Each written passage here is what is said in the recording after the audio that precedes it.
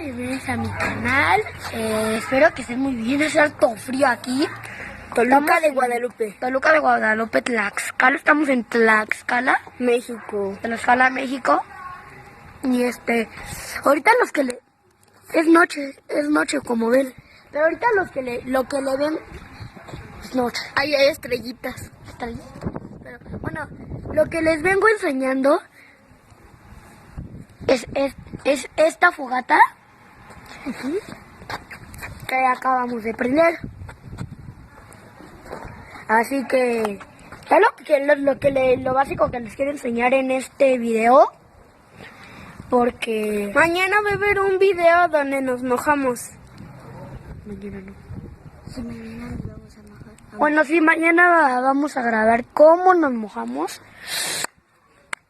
Mañana en la mañana. Vamos a agarrarnos a cubetazos, A pistolazos de agua. de aguaje. Aquí tenemos a mi prima, Andrea.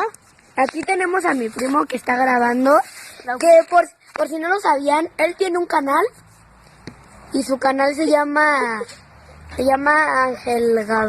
Gabriel. Ángel Gabriel. Tengo 2 Tiene 2 suscriptores. Ayúdenme. No te ve. Tiene 2 suscriptores. ¿Ya la pagamos, Nacho? Entonces, Pues no dijimos. bueno, Y aquí Bueno, está nuestro primo. y aquí está nuestro primo Nacho, que también tiene un canal muy bueno, se llama Rui Show. Sí, básicamente se trata de comedia para toda la familia, ¿no? Y se está agarrando. Básicamente se llama Rui Show. Suscríbanse, denle like. Se los agradecería mucho. Muchas gracias. Manguera Bueno, bye. Bueno, entonces, es lo único que les quería enseñar este video,